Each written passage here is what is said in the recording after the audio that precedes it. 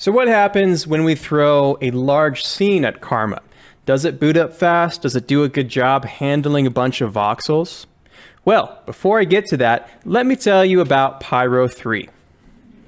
Pyro 3 is designed to be the ultimate course for large explosions of any kind. What's really awesome about it is that I've spent the past 3 months heavily researching, experimenting, and trying out a wide variety of methods when it comes to the topic of large explosions. And only the best things have synthesized into hours of really high quality content. Plus, you'll find a lot of advanced techniques. All the different decisions we make are based from reference. None of the shelf tools are used. We're going totally off-roading and custom with this whole thing. And what's great is that it provides you all kinds of tricks that you can implement within a professional production scenario. You can look forward to this enormous course being released a few weeks after Houdini 19.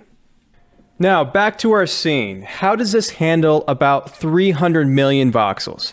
It's kind of difficult to see right now, but what we have in our viewport is 300 million voxels. Let's switch over to Karma and see what happens. If we restart the render, it looks like it loads almost right away, which is really awesome. So one thing I will say about Karma is that it handles large amounts of data really, really well.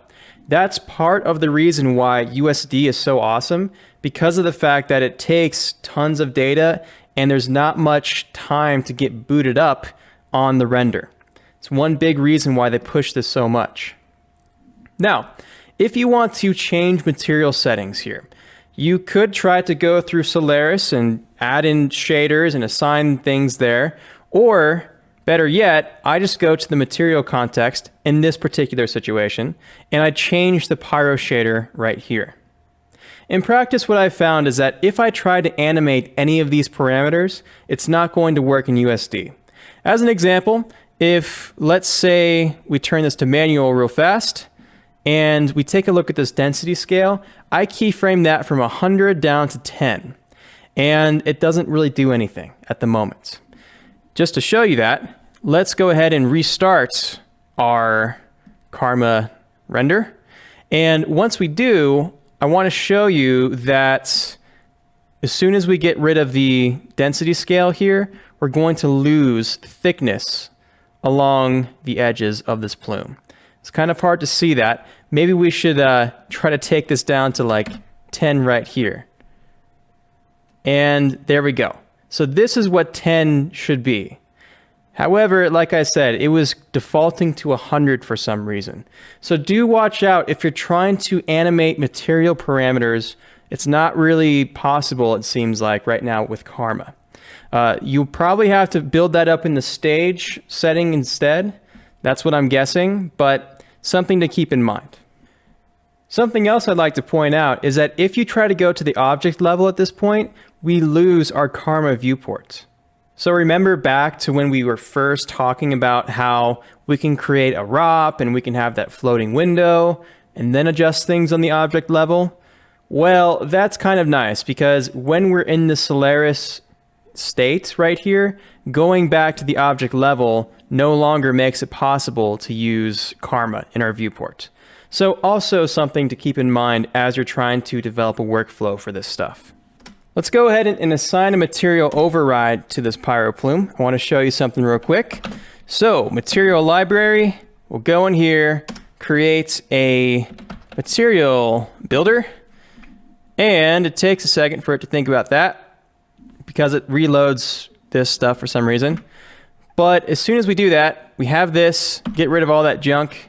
Every time you delete or add a node, it's going to try to reload the entire USD scene. So turn this to manual as you're working. Let's create a principled shader, or actually a Pyro shader, that is. So Pyro shader, there we go. And that's going to be our output. Now on this Pyro shader, we cannot have this be compatible with the XPU. However, there is an XPU Pyro preview that we can set right here, and that does work. So if you want to just have basic smoke, no fire, no explosion stuff, really, I mean, you kind of have this stuff, but it bugs out right now. If you want just a basic smoke bloom, that's when you could use this CMA Pyro Preview, or I guess that's actually KMA for Karma Pyro Preview. My bad. Anyway, that plugs in. That's Pyro XPU. To assign this, we need to be sure that this says Pyro XPU on the material VOP and the material path, and then to actually assign this geo / large plume build, which is where that smoke lives. I do / star just to make sure that it picks everything up. If you want to be really sure, then add 2 stars right there. Now, on the Karma node, we have XPU going on. Let's see what happens when we restart. It's always kind of annoying when it stays paused like that as well. But anyway, we do have a little puff going on. In practice, I can't get this thing to turn up a whole much more than that, really. We do have density coming in, shadow density. It kind of does something, I think. Hard to tell, truth be told. So again, experimental. I've gotten this working before, but I'm not really sure how I did it. If you do try to add scatter or any of this stuff, it's going to bug out. But something to keep in mind, maybe you can get basic Pyro to work with XPU as it is right now. It'll take some adjusting though. One last thing that I want to show you about Karma before we wrap this video up is if you want to create a matte shader. What I found is this. So let's say that we're trying to isolate the explosion, right? We don't want to shade anything on the ground. We want a render pass with just the Pyro. So to do that, we create a matte shader, which is supposed to basically turn everything black that shouldn't be in the render, including in the alpha channel.